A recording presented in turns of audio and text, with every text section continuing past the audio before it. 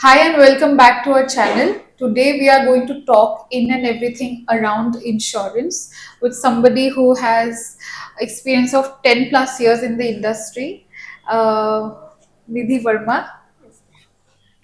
So, Nidhi, would you like to say something about yourself and what are we going to talk today in this podcast? My name is Nidhi Verma and I am the founder and CEO of Algets Insurance. Algets Insurance is an insurance advisory platform where we encourage people to come and ask whatever their queries are about insurance if they have any, and you get a non-pushy sales experience. Hmm. So today I am hoping that I will be answering all your questions, whatever you have brought for me regarding insurance, and hopefully it will be helpful for our viewers who have queries on insurance and want to get them answered. Sure. Let's get started. Yeah. So, Nidhi, I understand कि financial planning is a very crucial part of everyone's life, Mhm. and insurance is also a big part of it. But could you tell us why one should consider buying insurance for themselves?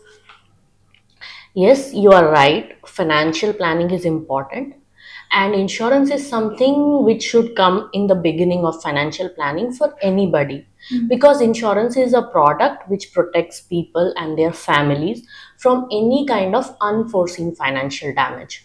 Okay, so whether you are going ahead with your investments or any other kind of future planning for future goals, you should first consider buying insurance, whether it is term insurance or health insurance, so that you have the financial cushion if any emergency arises and you don't have to dig into your investments to pay for those financial obligations.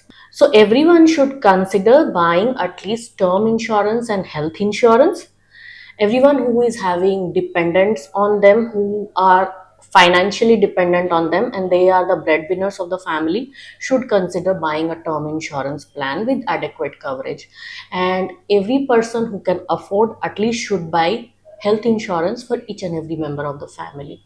So Right. this is the basic minimum requirement for Right. every family. Yeah. So when we are talking about insurance, the most common type of insurance that people are majorly aware of is term insurance, health, and motor insurance. Mhm. But as an expert yourself, what would you suggest one should buy first? See, if anybody is having motored vehicle in India, so it is mandatory for that person to buy motor insurance. So leaving that aside, if we just talk about term and health insurance, so I would say that anybody should first go for health insurance, because health emergency is more likely to come in the near future, Yeah. and anybody can fall sick anytime, we cannot predict, or even accidents happen. So if health insurance is there, it can take care of the families financially. So health insurance should be the first priority. So, so motor because it is almost necessary to buy it, compulsory to buy it. Then term, sorry, health, and then would you suggest term as well? Yes, definitely. If you have people in your family who depend on your monthly salary, you should buy term insurance, because term insurance is something which will protect them when the person is no more. No more. Yeah. So it is a compulsory thing. But yes, when talking about prudence, then health insurance should be the first priority and then term. See, now term insurance is much simpler. I understand. Ki, when that person is no more, the family gets some sort of support. Mhm.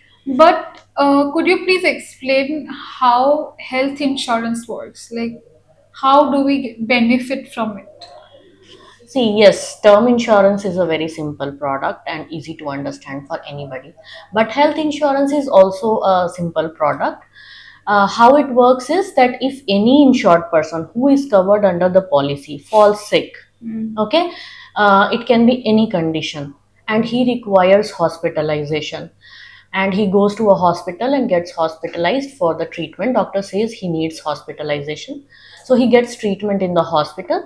Then the insurance company, the health insurer, will cover all the hospitalization expenses which are related to the treatment.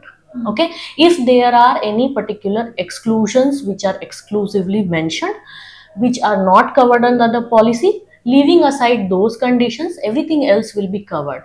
So if any family is going through any medical crisis, at that point in time, their medical expenses are taken care of by their health insurance policy. And most of the times the claims which are settled are cashless, which means that the person does not have to pay the hospital bill in the first place. The company will directly settle it, Okay. with the hospital. Like the company will directly pay it to your hospital. So it is a very good product, and it helps at the time of medical emergency. Right. Now, when someone wants to or decides to buy a health insurance, there are so many different insurers in the market compared to earlier times. Hmm. So many options. All of this can get a little too overwhelming for somebody to even choose an insurer to further discuss about the plans. So, how should one decide on which insurer should they go forward with? See, this is a very good question, Hmm. but I'll ask you a question first. Hmm. Suppose there is an insurer who has come into the market last year. Right. It is a new insurer, and they have now launched a policy which has revolutionary features, like Right. very innovative features, and the price is also very competitive. Hmm. Would you like to go ahead with this kind of product for yourself and your family? Probably not, because if they're new in the market, the risks with dealing with them can be a little higher compared to the ones that are already in the market. Yes, there is a possibility. I'm not saying that that is a bad insurer, Hmm. but they do not have any track record, right? Hmm. So they just came into the market last year, so we do not have any past data to check on. So, an important metric to check is the past record of the company, how long they are in the market, what kind of business they have been doing, and how much business they are underwriting every year. So all this track record matters, and also the brand value of the company. So these are the two things which are important. This would go a long way in ensuring that you have an insurer with you who is in the business for a long time and settling claims properly, because ultimately it is the insurer which is settling your claim, which is paying money to you. Then another thing is, another few operational metrics are there which one should check, like the claim settlement ratio of the company, which signifies that out of 100 claims, how many claims they are settling actually. So if it is, say, something above 90 or 95% in health insurance space, then it is good enough. Okay, and some people can also check claim incurred ratio. And then there is another metric which one should check, is the volume of complaints which are registered. How many complaints are being registered per 1,000 policies they are selling. Okay, or per 10,000 policies they are selling. So this is another metric which says that whether they are operationally efficient or not. So these are a few metrics which one should check to decide which insurer to go with. So I would say shortlist top four, three or four insurers, health insurers, and then out of them you can see which insurer is offering the product which suits you the best, and then you can go ahead with that. Right. Okay. So now that, for example, I have selected ABC company Mm-hmm. and I'm choosing to go forward with them. Mm-hmm.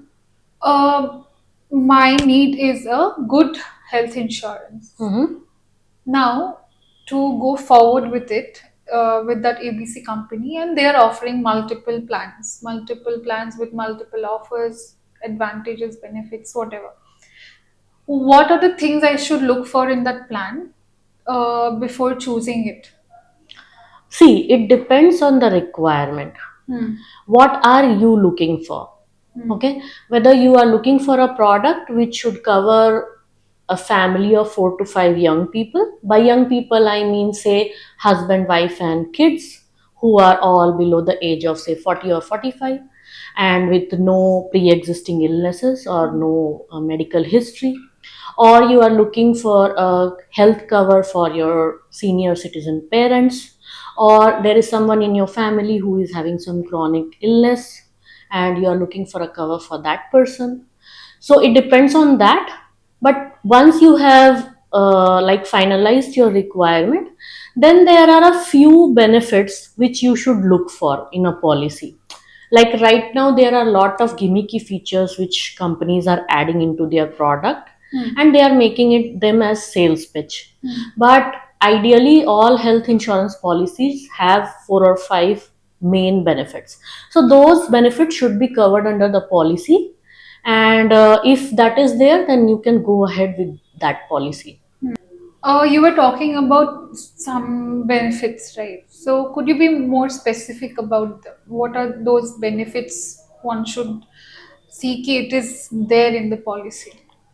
So ideally your health insurance policy covers inpatient hospitalization. That is the first benefit you should look for. What is inpatient hospitalization? Inpatient hospitalization happens when a person is hospitalized for any kind of treatment for more than 24 hours continuously. So, if someone is hospitalized for more than 24 hours, it's called inpatient hospitalization. So, this should be covered in your policy without any clauses or limitations. Right. Okay, so this is by far the main benefit where most of your expenses will occur. Okay. Expenses like doctor's fee, nursing charges, surgery cost, etc., all come under this category. Okay, so this is the first thing. Second thing which should be covered is daycare treatments. So daycare treatments are those kind of treatments where one is hospitalized for, say, less than a day. Like you go in the morning, get the treatment done, and come back home in the evening. So there are a lot of surgeries or other kind of treatments which happen like this nowadays. This can include even treatments like cataract removal or knee replacement or kidney stone removal. So this you should make sure that your policy covers all daycare treatments, and if not all, the list of daycare treatments which should be covered under your policy should be quite exhaustive. Okay, because these are important things. And third thing it should cover is pre and post hospitalization expenses. So here the expenses which you incur before you are hospitalized and after you get discharged from the hospital. So these come under pre and post hospitalization expenses. When you're talking about post hospitalization expenses, what are those things like medicines? You mean that the doctor prescribes after leaving? Yes. So post hospitalization expenses would include your medicines, your diagnostic tests after the discharge, follow up consultations, etc. Right. And pre hospitalization expenses can also include some tests or medicines which you need to take even before you get hospitalized, or even if you have consulted the doctor before hospitalization and it is a planned hospitalization. In that case, some pre-hospitalization expenses would be there. So most policies cover 3 months of pre-hospitalization expenses and 6 months of post-hospitalization expenses, but one should make sure that there are no limits on this, that they are covered up to sum insured. Okay. Right. These expenses are also covered up to sum insured. And then there one more feature one should check is that there are no limits, like there are no limits on room rent or there are no limits on disease. Everything which is covered under your policy is covered up to sum insured. So these are 4 5 things one should check, and if these are there in your policy, then you are pretty much sorted. Right. Earlier you were talking about certain restrictions, right? I want to know what are those restrictions? What are those limitations that come along any policy? The most common restriction which comes with any health insurance policy is room rent restriction. So most of the policies in the market have this restriction where they pay only 1% of sum insured per day as room rent, or they might have limitation on the type of room which you can get admitted to, like a single private AC room, or say a shared accommodation one. Okay, so in that case, if you go to a higher category room, then it is difficult, like you have to pay a big amount from your own pocket. Okay. Okay, so this is one restriction which many policies have. And another restriction could be in the form of disease wise sublimit.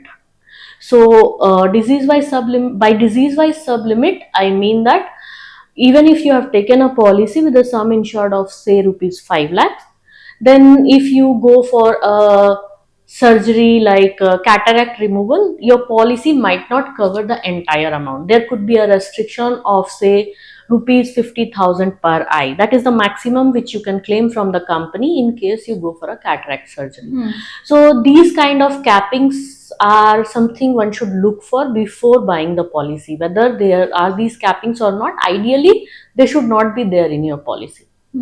Okay. You were talking about room rent, right? So, but for example, if my policy covers only certain amount, and I want to choose a room that's higher than that, I'll only have to pay the extra amount, the difference amount, right? See, when most of the people go to the hospital, if there is a room rent restriction in their policy, they think that they would pay the difference in the room rent limit if they are choosing a higher category room. But that is not the case most of the times. Oh.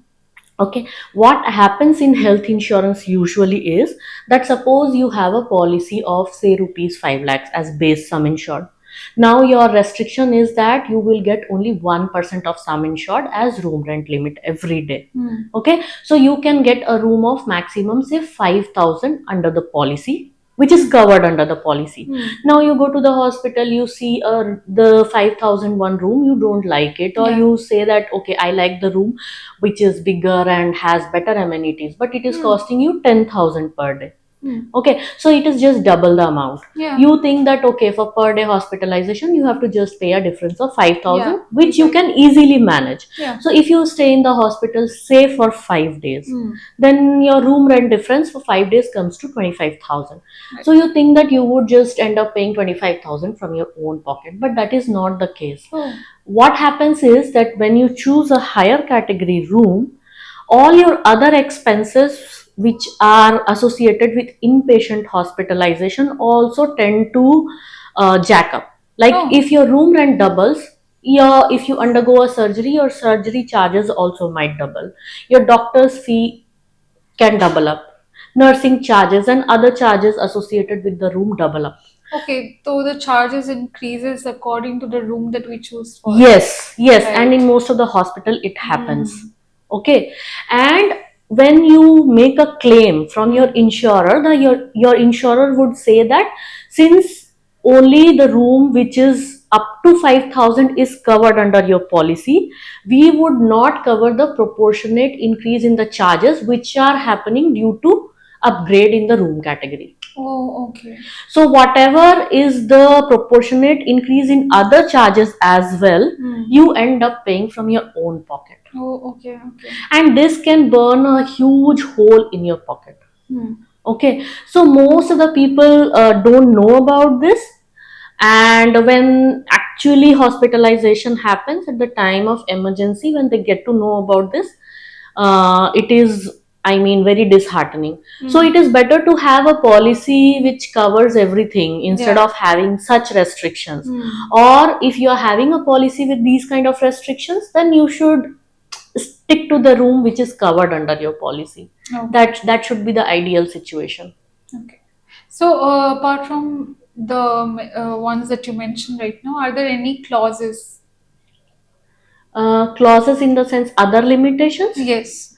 Yeah, there are some other limitations also in certain policies which one should keep in mind. Like if there is any co-payment which is there.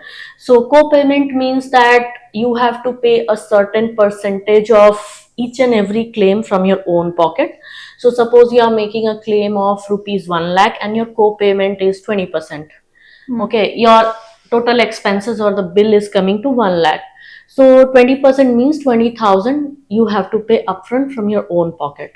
Okay, so the co-payment can range from 10, 20 to 30%, or sometimes it even goes to 40 or 50% of the entire amount, bill amount. So ideally there should be no co-payment.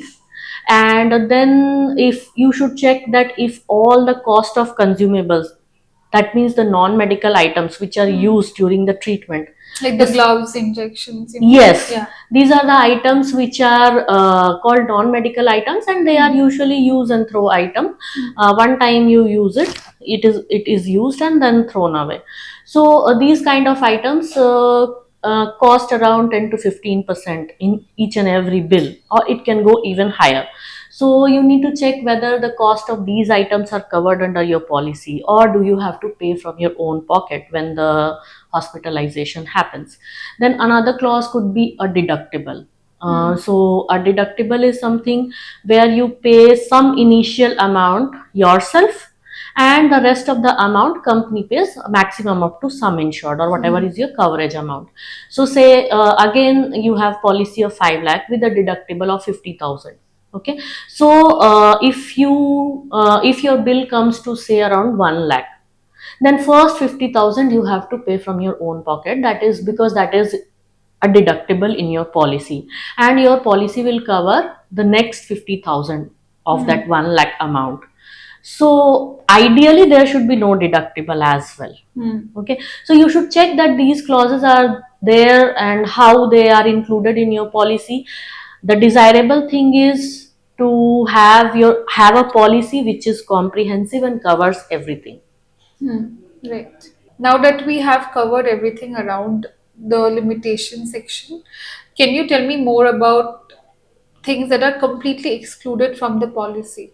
Yeah, there are some exclusions in the policy which one should be aware of. So there are basically two types of exclusions. One are time bound exclusions, which are waiting period, and other are permanent exclusions. So first let's talk about just waiting periods. Okay, so most common waiting periods are three. First is initial waiting period, which is of 30 days. So during that time, when you take the policy for the first time, so first 30 days you don't get cover. Okay, and if anything happens due to an accidental reasons, then the condition is covered under the policy. If it is a natural condition which is happening and you will end up in a hospital, that is not covered in the initial 30-day waiting period. Okay, then there is a waiting period for named illnesses, which is usually around 2 years in most of the health insurance products. Oh, okay. Okay, so these are conditions which are slow growing conditions, and they happen within the body slowly over time. Okay, so sometimes people don't know that they are suffering from these conditions.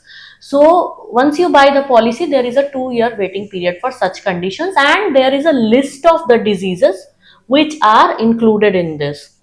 So there is nothing much which can be done about this, because this restriction is there in most of the policies. Okay, so these would include conditions like hernia or kidney stone or appendicitis, something like that. Okay, third and very important waiting period is waiting period on pre-existing diseases. So if anybody is having any condition at the time of taking the policy and they know of it and they declare it at the time of taking the policy, so those conditions are pre-existing conditions. Like someone is having say hypertension or diabetes or any kind of say heart ailment at the time of taking the policy. So these kind of conditions, when you declare them at the time of the taking the policy, they come under pre-existing illnesses. So most of the policies have 2 to 4 years of waiting period for pre-existing conditions. So one should make sure that lesser the waiting period, the better. Okay, so if suppose a plan is having a waiting period of 4 years on pre-existing diseases, then a plan which is having 2 years of waiting period is much better than that, because Right. for the first 2 years your pre-existing conditions are not covered. After that, it is covered. So these are the common waiting periods, and then there can be other waiting periods as well. Like if some plan is offering maternity benefit, there could be a waiting period of 2 years, 3 years, depending on the plan. If some plan is offering some complementary dental benefit, then there could be a waiting period of 1 or 2 years. So these are plan specific waiting periods. I understand कि waiting period is a part of the policy, but see, if somebody is buying health insurance, they Mm-hmm. would want their diseases to be covered as soon as possible. Like the waiting period of 2 years, I feel it's a little too much, because if someone is buying Mm-hmm. health insurance, they would want it to be covered just immediately Correct. or in a very short waiting period. So, um, is there a way through this, or we have to wait? See, it depends on the condition. Okay, so now there are many products in the market which have come with the waiting period, zero waiting period, or even reduction in waiting period to 1 year or something like that. But depends on the kind of pre-existing condition the person is having. Suppose somebody is having diabetes, where the diabetes is being controlled by oral medicines. Okay, so now there are products in the market where it can be covered through a rider or an add-on from day one of you buying the policy, the person buying the policy.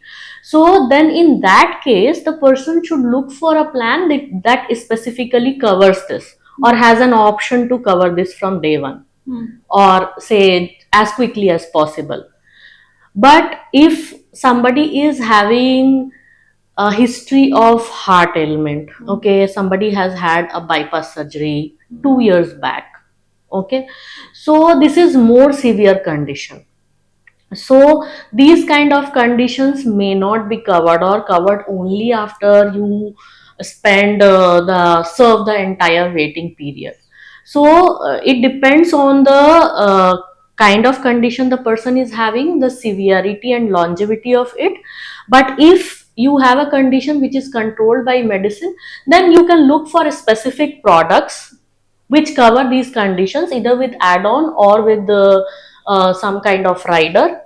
uh, they cover it as early as possible. There are some products in the market right now which cover diseases like diabetes, hypertension, asthma, or cholesterol problems. They cover as quickly as possible. So yes, in those cases you can look for a product, and the lower the waiting period, the better for the person. That is of course the case, but the policy might get little more expensive, because since you are opting for this feature. Okay, but for more severe conditions, yes, it might not get covered under the policy. You have to serve the waiting period, or it might even fall into permanent exclusion. Okay. Now, could you tell me more about permanent exclusions that you were talking earlier? Yeah, so there are certain conditions which are permanently excluded, certain things which are permanently excluded in any health insurance policy. Okay, so the most common ones are self-inflicted injury, or injury caused by attempt to suicide, or say alcohol consumption, or drug abuse. So if anything happens to the person because of these things, if any thing happens and he needs a medical treatment, there is a medical emergency, then those conditions are not covered under any health insurance policy. So you're saying, for example, somebody is under the influence of alcohol and meets an accident and has to get hospitalized. So his medical expenses will not be covered under that circumstance. Yes, Okay. if he is responsible for it, right? He is driving under the influence of alcohol and he is breaking the law, right? and he is going and meeting an accident, then it is his fault and it comes under kind of self-inflicted injury. So the claim will not be paid by the insurer in this Okay. case. Same happens if there is a case of drug abuse, or the person just attempts to suicide, something like that. So these things are permanently excluded. Even if the person has spent 10 years in the policy and something like this happens, the policy will not pay the claim. Okay. And then there are some other specific permanent exclusions which can come depending on the condition of the person.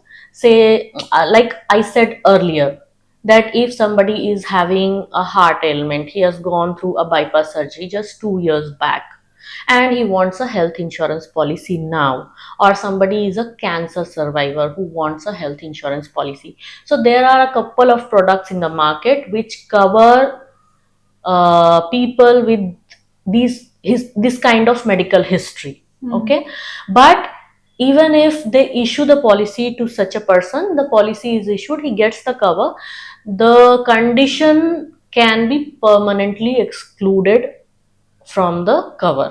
Oh, okay. What I mean to say is that if somebody is having a heart issue, the policy might say that it will cover every condition, but it will never cover any ailment related to heart.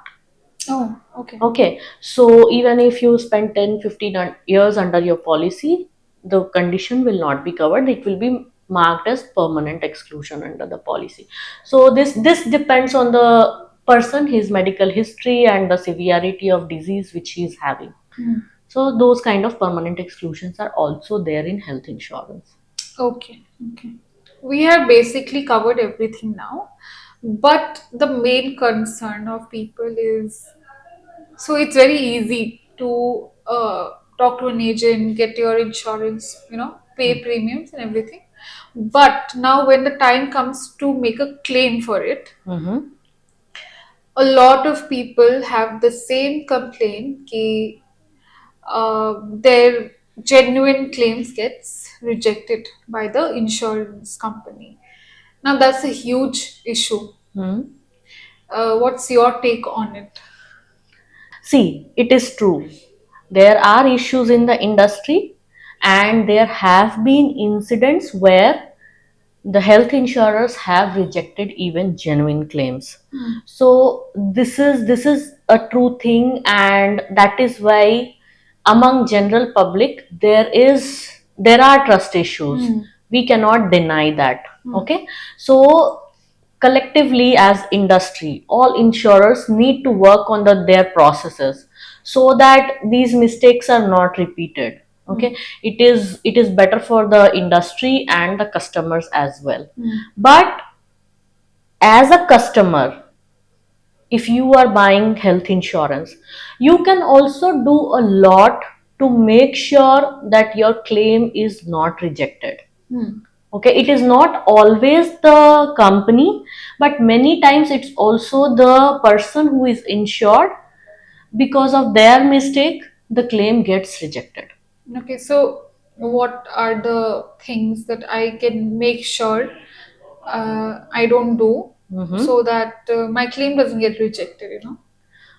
First of all, as a customer, you need to be upfront and truthful at the time of buying the policy, because insurance is a contract of good faith. Right. So the insurer expects that whatever you tell at the time of taking the policy is as true as possible. So do not hide anything about your medical history or any past medical conditions. Do not hide anything when you are taking the policy.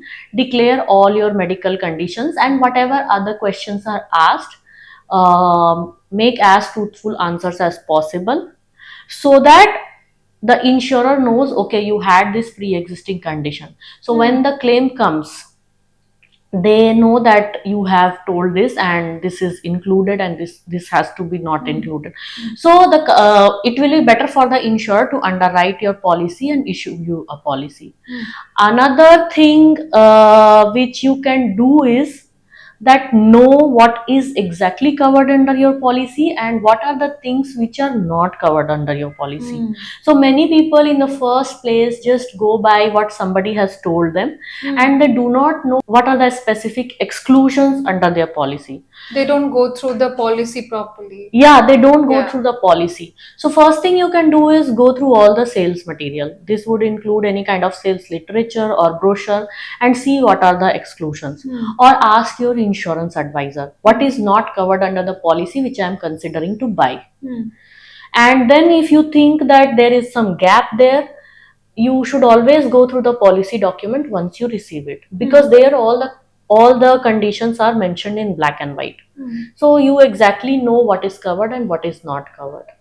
Okay, so go through the policy document, read it once you receive it, and if you know what is covered and if you know what is not covered, then at the time of making the claim, you know that whether this claim is payable by the company or not. Right. Since we're talking about health insurance, as an expert, which section of the society would you recommend should definitely opt for a health insurance, and even if they do, how should they decide on their ideal cover amount? See, health insurance is something which ideally everybody should have. But if you ask me, if somebody is having enough money as an emergency saving, which can be utilized at the time of emergency, such as medical emergency. So if you think that you have saved enough money for that in your account and you do not need health insurance, then maybe perhaps you don't need. But other than that, anybody and everybody should have health insurance. But there is also issue of affordability. So Right. we see that lot of people do not have, and there is issue of awareness also. Okay. Definitely. So yes, and coming back to ideal cover amount. So as I said, everybody should have health insurance, and unlike term insurance, health insurance is not linked to anyone's annual income or salary, whatever the person is earning. Say you are earning whatever X amount, but when you fall sick, then how much it will cost you to get the treatment has no linkage with your annual income, right? So in that case, how do you decide the ideal cover amount, right? So there are some factors, but if at all we have to link it with someone's salary, if at all we have to do it and find out a ballpark figure, then I would say that one should have at least like around 2 times of annual income. So if you are working, you are having an annual income of say 5 lakh rupees per annum, then the ideal cover amount should be somewhere around 10 lakh rupees. Okay, within that, if you have that much, you are pretty much sorted. But there are other factors which you need to consider, like the kind of city you are living in. Okay, so it matters because the cost of medical treatment varies according to the place where you live. If you are living in tier A city, then the cost is the highest because hospitals there would be expensive. If you are living in tier 2, tier 3 cities or in some rural area, then the cost would be little less. So if you are living in tier A city, then it might be that even 2 times of your annual income is not enough, and that time you need to see and maybe increase it a bit. Yeah. So yeah, that time you need to see and increase it a bit according to where you are living. And another factor you can check is that the kind of hospitals which are there near your locality, in and around your locality, because you are more likely to end up going to a hospital which is near your place. Right? So what kind of hospitals are there? Are they very expensive, or they are the prices are moderate? So depending on that, you can decide on how much exactly you should have. But yes, 2 times of annual income is good enough as of now. Okay. Okay. So, for example, I have taken X amount of cover, health cover. Now, we are well aware of the inflation, Hmm. specifically talking about medical inflation. Every year it is increasing incredibly. So, for example, I have taken a cover amount of per se 10 lakhs. That might not work for me in the coming 5 years or 10 years. So, what's the solution for that? Yeah, it is true. Medical inflation is one thing which one should take care of, because we know it is in India, the medical inflation is highest among Asian countries. It is Right. going around somewhere around 14%. So whatever cover you buy now will not be enough 5 years down the line. So you have two, three options. First is that you can, after some time, a few years down the line, you can ask for increase in your basic cover. This can be a little challenging because when you ask for increase in cover, your insurer, even if you are asking in the same policy, your insurer might ask you to go for underwriting for whatever is the incremental amount. Right. So if you are say having a cover of 10 lakhs now, and 5 years down the line you want to increase it to 20 lakhs, and you tell your insurer at the time of renewal. So your insurer might ask you to go for underwriting and ask you various questions like why you want to increase the cover. So you might get it or might not get it. Okay. There is a challenge because we do not know. You do not know 5 years down the line what would be your health condition. But I will still have that previous cover amount going on, right? Yeah, you will have the previous cover amount because you already have it, and there is always a clause of lifelong renewability now. So Yeah. 10 lakhs is there. Now, if suppose you are not getting the incremental cover amount, or even if you are getting, then you have to pay extra money for it. So another option is utilizing your no claim bonus.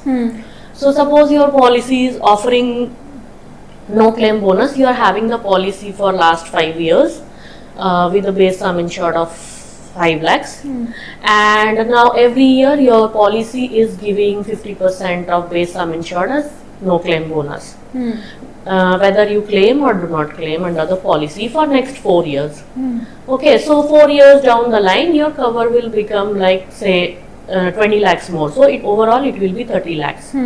Okay, so if your policy has a clause that your no claim bonus will not reduce in future, which many plans are having this feature now, so your automatically your cover is increased from 10 to 30. Okay. Right, so you can utilize this much in a year. So this is one feature which can be useful, and you can see that which policy is offering good no claim bonus and buy accordingly. And third and very good option is buying a top up policy. Okay. So if you are having policy of 10 lakhs, you want to increase your cover, you buy a top up policy for another 20 lakhs or 40 lakhs depending on what you think. And top up policies are very easy to buy. You can buy from any other insurer also, and it is quite cheap compared to increase in base sum insured. So these are the three options, but I would say that last two options like relying on no claim bonus or booster, or buying a top up policy are the two options which will help you counter medical inflation down the line. If you were in my scenario, which one would you go with? See, I would say that I would take a policy which is having good no claim bonus. Right. Okay, so this comes at no extra cost to me, and it is automatic. So there are no questions asked. First option is that if I have already bought a policy, then I will see how much no claim bonus is there. If that is also not enough, I would go for top up. Okay. Because in top up I have the flexibility to buy from any other insurer as well, and top ups are relatively much cheaper. Okay. So top up will get triggered only when your base sum insured is exhausted. Suppose you went to hospital for a treatment, base sum insured is 10 lakhs, and now your treatment cost is coming somewhere around 15 or 20 lakhs. So once you give your base policy sum insured is exhausted 10 lakh, then you give your top up policy as well. Your top up policy will get triggered as soon as your amount crosses 10 lakh, and the rest of the amount, whatever is the amount beyond 10 lakhs, will be settled by your top-up policy. So there is no hassle in it. It is completely hassle-free. So that's a good option. Okay. I have a situation related question for you. Hmm. There's a man who buys a policy, and at that time he was not a smoker. Okay. But eventually down the line he starts smoking, and eventually after a couple more years he's diagnosed with a certain disease which is caused due to smoking. Now my question is, since it's an exclusion, smoking is an exclusion, but when he buys it he wasn't a smoker, right? So now that the disease ka cause is smoking, will he be eligible for the coverage or not? No. Okay. Because see, smoking per se in health insurance will be counted as self-inflicted injury, right? Right. And that usually comes under permanent exclusion. So this is very unlike what happens in term insurance. Okay, so as per what you have given me the situation, a man has got a policy. At that time he was not smoking at all, right? So 2-3 years down the line he starts smoking. Now it does not impact his policy per se. He does not need to declare it also at the time of renewal. But when a claim comes and it is specifically mentioned by the doctor that the disease which he is getting treatment for is caused because of smoking, the reason for the condition to occur is smoking, then he will not be eligible for claim. Okay. If any other thing happens to him, any other condition which is not caused by this smoking thing, then he is eligible for claim. Right. Like I told you earlier in this video that if somebody has, somebody is driving under the influence of alcohol, Right. Right. whether he drinks regularly, occasionally, or whatever, right, once in a while.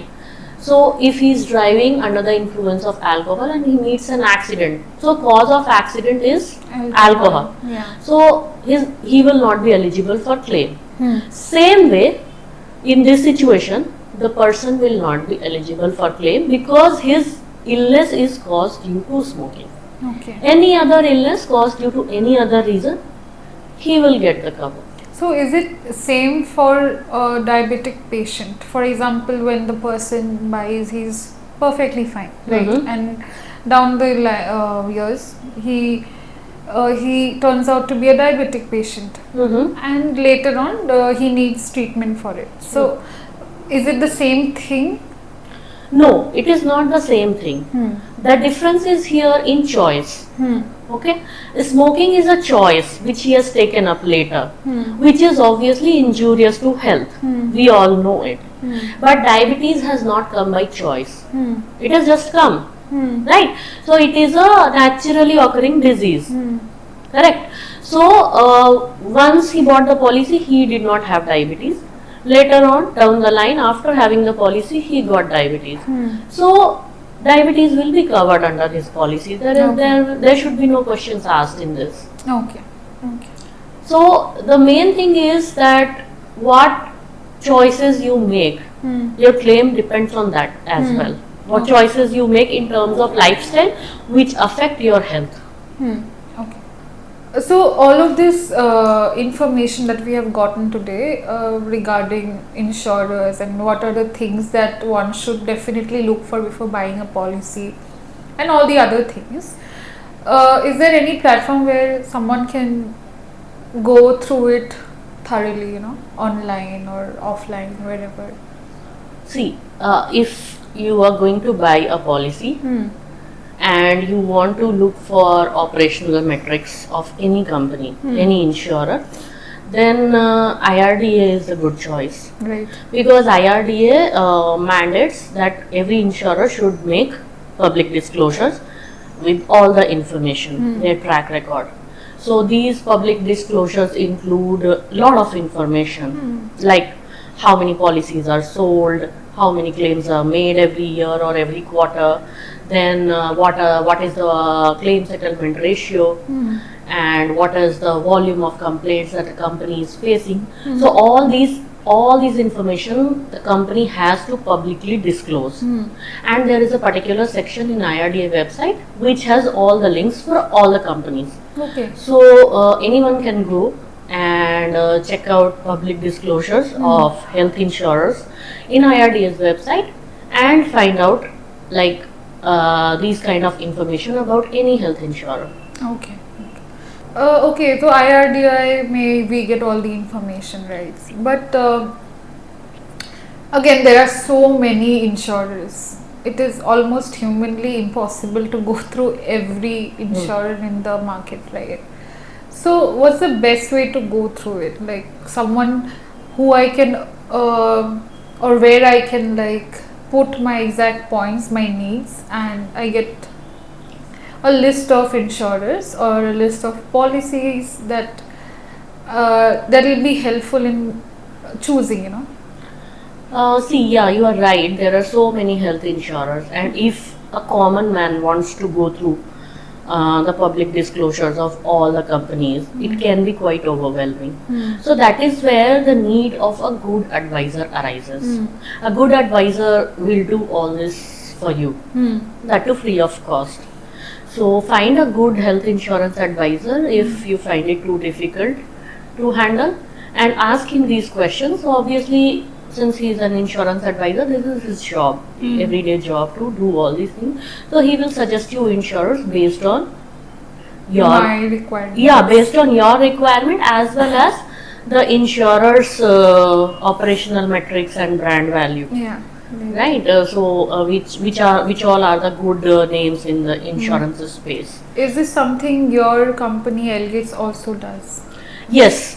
Algates Insurance provides insurance advisory services. So if anybody wants to know about any product or want any kind of advice on which kind of product they should buy, they can come to us, and they can just leave a message or book a call, and we get back to them with whatever information is required. Okay, great. So now that we have covered everything under health insurance, let us quickly get into term insurance. And you've already initially told us who should get a term insurance. But now, when it comes to claiming the term insurance, what are the things one should keep in mind so that their term insurance gets settled smoothly? Yeah, it is very important question, because if you face any problems at the time of claim settlement, then that is not something which is desirable. So what you can do is, at the time of taking the policy, you have to declare all the relevant information as accurately as possible.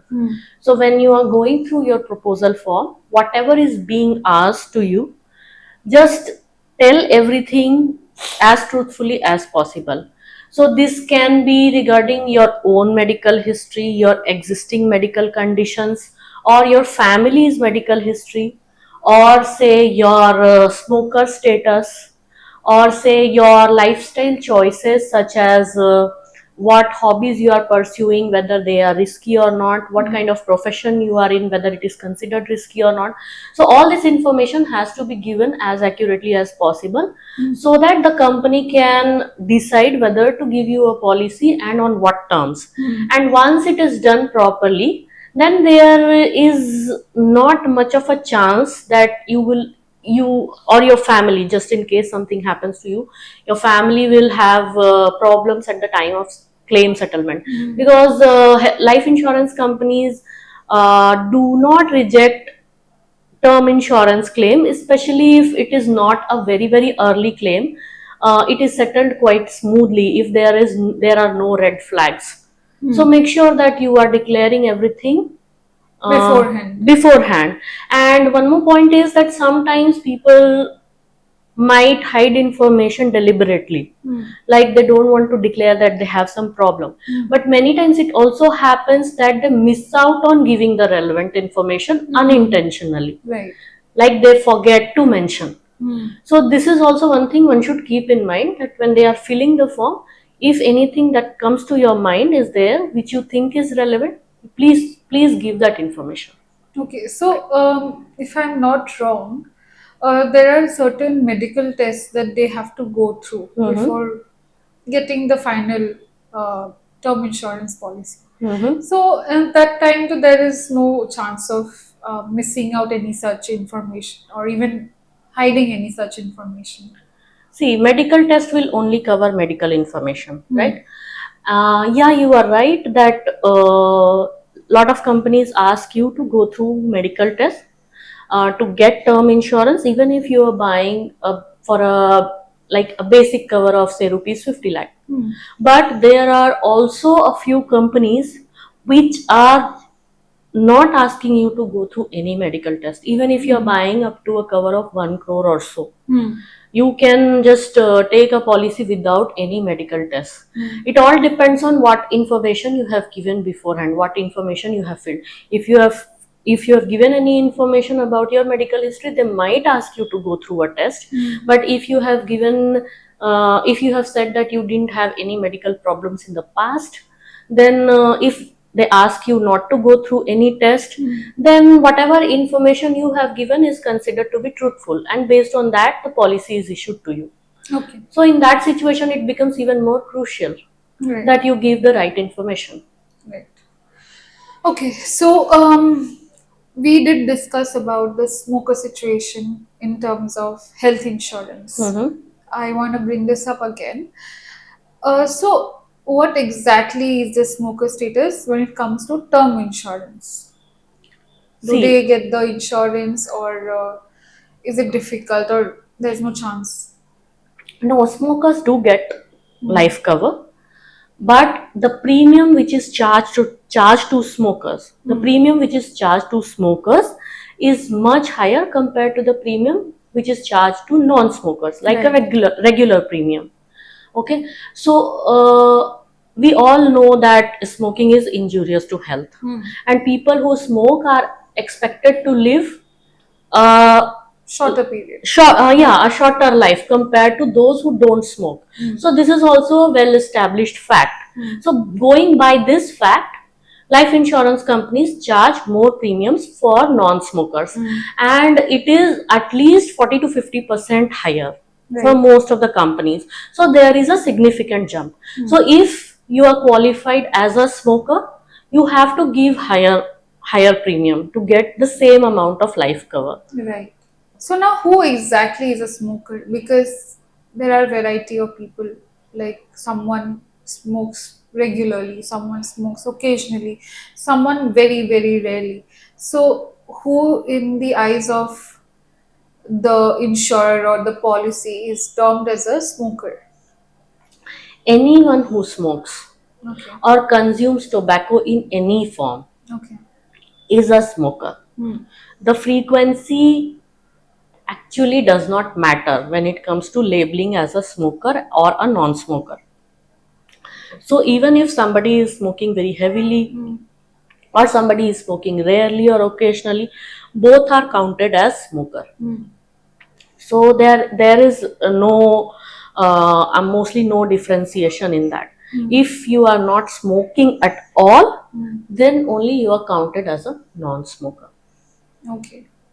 So what exactly happens if somebody is a smoker per se and quits smoking and then approaches any insurer to get a term insurance?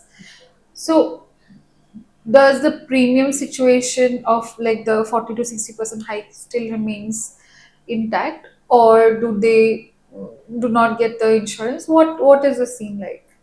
So if somebody was a smoker in the past and has now quit smoking and wants term insurance, right?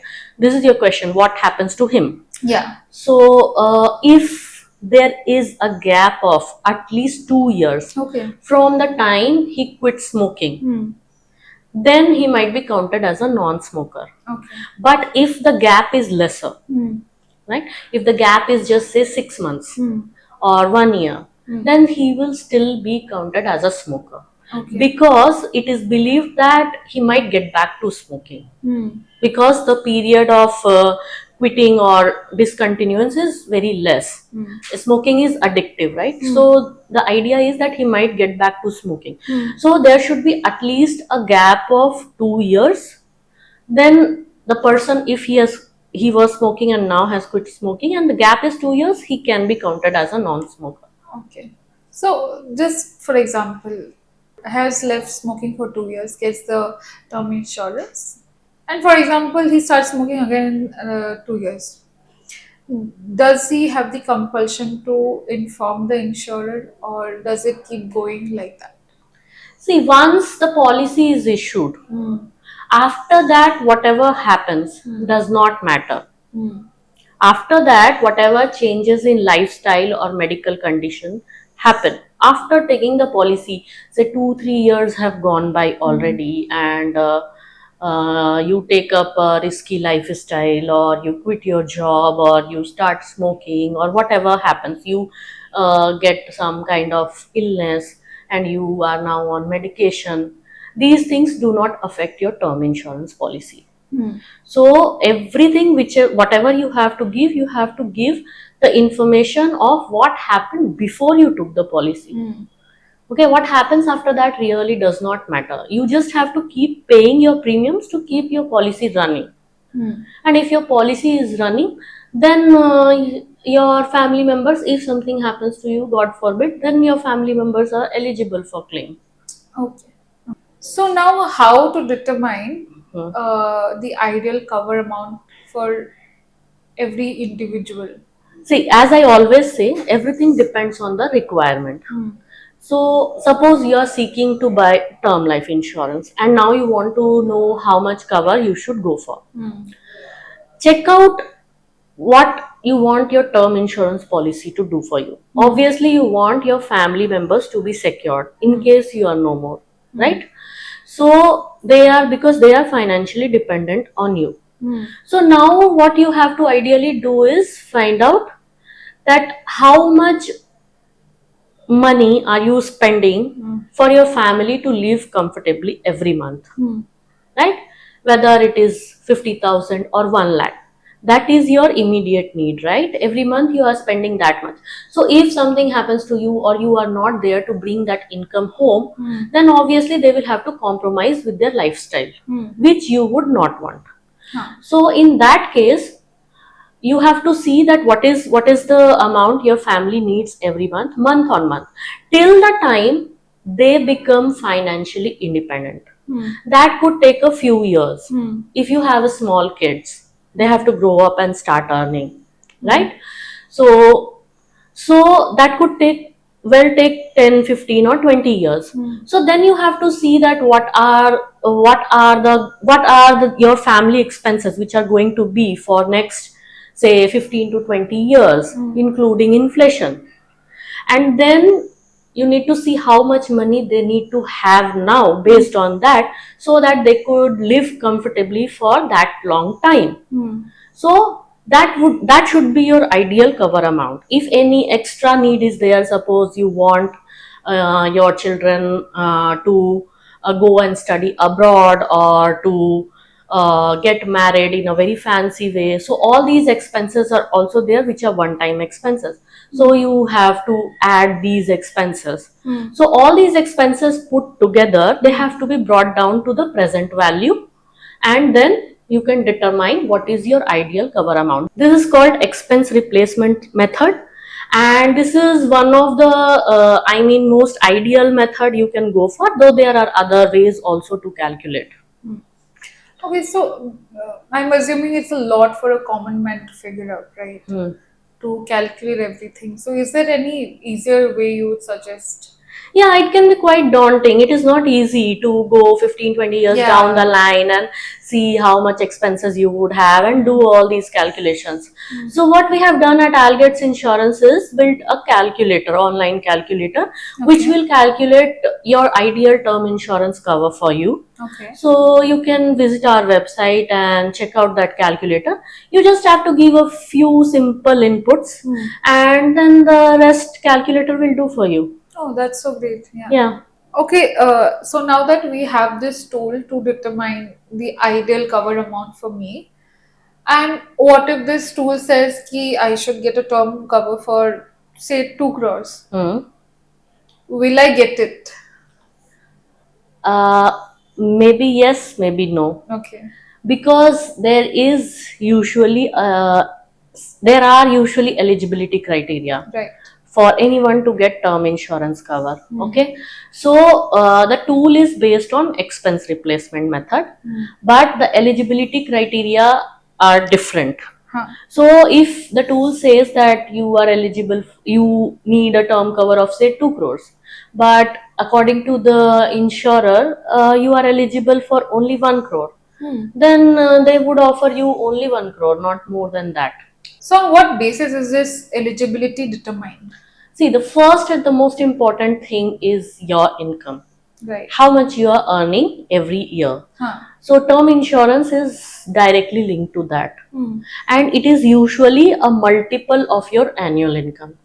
So, for a young person of say 25 to 30 years old, if he is looking to buy a term insurance plan, he can get up to 30 or 35 times even of his annual income as term cover. And if somebody is aged say 35 or 40 and that person is looking for a term insurance cover, that then the insurance company might restrict him to just 20 times of annual income.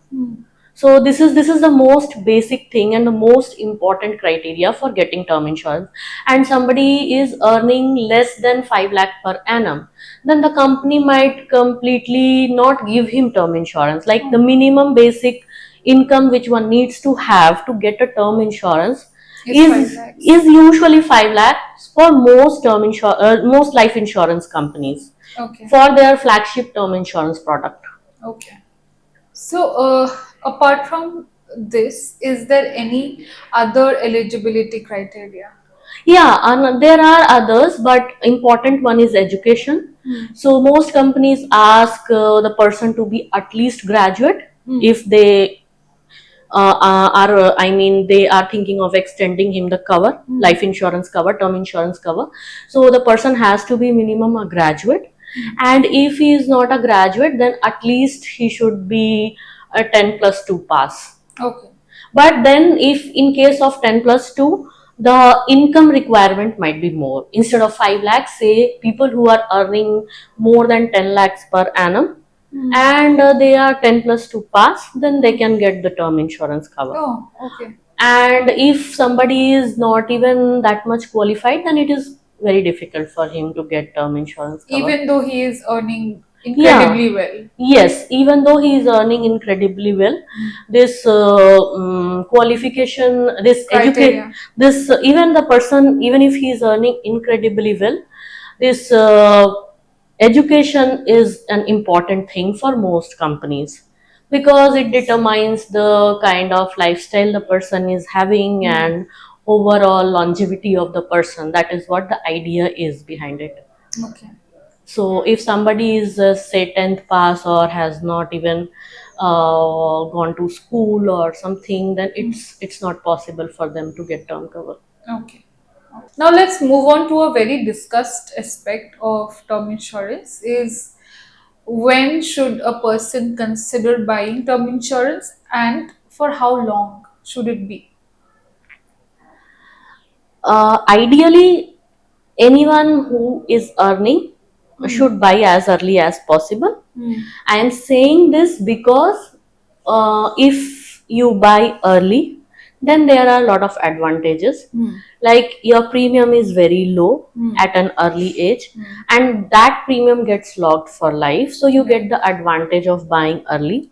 Moreover, you are healthy, most likely healthy, and do not have any kind of pre-existing conditions or any health factor which can stop you from buying a term insurance cover. So these are the advantages of buying early. Okay, so if you are earning, you should go ahead with term insurance. But there are a few people who say that I don't have dependents. Okay, so why should I buy term insurance? There is nobody who can Right. take the benefit when I am no more. So in that situation, I would say that if the person is expecting to have a family in future, if the person is expecting to have a family in future, if he is considering getting married 2 3 years down the line or having a baby or something like that, he can also go for a term cover early as possible. Or if somebody is having elderly parents who are dependent on that person's income, then also term cover is a requirement. Okay, if suppose somebody is saying that I am not expecting to have any family, then that's okay for that person. Or yeah, so this is the one thing. And for how long is also a very good question, till when one should have term insurance cover. So ideal age should be till the time you expect all your family members to become independent, Right. and not depend on your salary. So ideal age would be somewhere around 65. Okay, so once you turn 65, you expect your children to grow up and become financially independent, and they no longer ask you for money. And you and your spouse would most likely have accumulated enough corpus to take care of your retirement. So at that time, there is actually nobody to get benefited from the term life cover which you have. So you can consider having it till 60 or 65. Right. But there are a few people who still want to take cover till say 85 or 100. They feel that if they take the cover for a longer time, then once they are no more, they can leave a legacy for their children or the future generation. Once they are no more, they will get a huge amount from the insurance company. So that is also a good idea. It is not a bad idea. If you think that way, you want to leave a legacy for your future generations, then you can go ahead and buy a policy which is covering you till say 85, 90 or 100. Okay. But then that would be costing more to you than if you take a cover just till 65. So you can see how much it is costing more and then decide. But yeah, 65 is an ideal cover, but you can go for even longer. So are you telling me that the age at entry could be 89 then? No, no, no, you are getting me wrong. I am saying that you can buy a cover till 90 or 100. Right. That does not mean that you can buy it at 89. Okay. Because most of the companies restrict age at entry for term cover to 50 or 55 or maybe 60 maximum. Okay, so beyond that, one cannot buy a term plan. That is the maximum age at entry. And that is justified also because nobody would be willing to buy a term insurance say at 55 or 60, because by that time the person would be expecting to retire, and his children would have grown up, and maybe they would be nearing financial independence, and he would himself have accumulated enough wealth, right? Right. So the ideal age at entry is maybe around 25 30. Okay, so but yes, you can buy a policy even at 35 or 40 if you have dependents and you have not taken any term cover till now. But beyond 55, it doesn't make any sense, right? Yeah, right. I missed to ask this similar question for health insurance. So, what is the age at entry for health insurance? See, health insurance is different. You need it at all points in time. Right. And it is even more crucial for senior citizens. Because once somebody, as a senior citizen, develops some kind of illness, it usually lasts for a longer term, and the person is expecting to have some problem of or the other related to that illness, and might need even hospitalization or longer term treatment, right? So health insurance is not linked to age. But if you buy it early, then it is easier for you to enter into a policy. If you buy it later, when you already have some illness, suppose a person who is 60 years old is coming and saying that I want a fresh health insurance policy, but I am having diabetes for last 15 years, I am taking medicine. There are a lot of cases which we see. So it becomes difficult for that person to get a fresh health insurance policy, because if the longevity of the disease is 15 years, 20 years, then it is difficult for that kind of person to get a fresh policy. Okay, if somebody is already have had a heart attack, and after that he is coming and saying that I want a health insurance policy, then also it is very difficult for that person to get a cover. We get a lot of queries at Algates Insurance saying that I want cover for my elderly parents, and they have this problem or that problem, they are taking regular medicines. So it becomes difficult for to suggest anything. And even if they get cover, there can be a lot of caveats such as co-payment or very high premiums or permanent exclusion. So it is good if you buy it at an early age and then keep continuing it, renewing it, so that you get flexible terms and conditions which are in your favor. Right. Okay, and if you are buying at a higher age, then companies impose a lot of limitations, even if they give you a cover. And sometimes they might even say that no, your condition is very severe or critical, we will not be able to give you cover.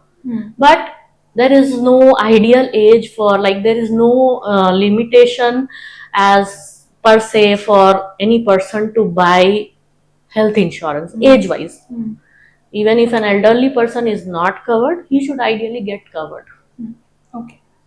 So this brings us to the end of the podcast, and I think we had quite an informative session, and I hope our viewers also take some value out of this. So yeah. Yeah, so I also loved answering all the questions which you put up. So I hope that we have more such sessions in Right. future, so that we can give more information to our viewers on insurance and other things. Sure. So thank you. Bye.